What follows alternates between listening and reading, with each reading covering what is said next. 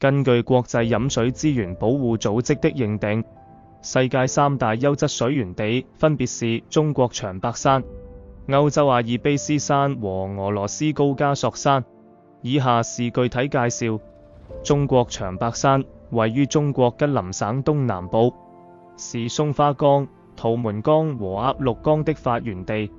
這裡的降水經原始森林涵養後，緩慢滲入地下，經過地下火山岩、玄武岩漫長的溶壘、礦化和混擬，形成礦泉水。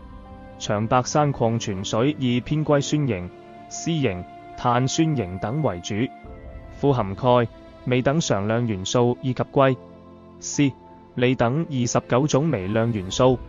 pH 值多呈弱鹼性，礦化度較低。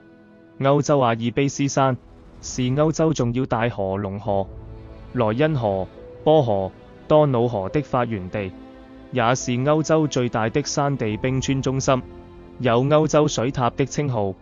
來自阿爾卑斯峰的雨水和雪水，經過冰川地質過濾，純淨清澈甘甜，含有對人體有益的礦物質，是歐洲貴族們樂意飲用的皇家水源。依雲等知名礦泉水品牌就源自這裡。俄羅斯高加索山位於黑海與裏海之間，是亞洲和歐洲的地理分界線。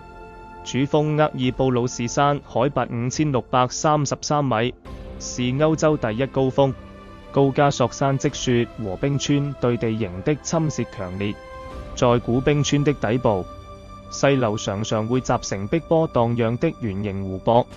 著名的療養點馬采斯塔礦泉就在附近，其礦泉水水質偏硬，礦物質含量充足，一直被視為療養的聖水。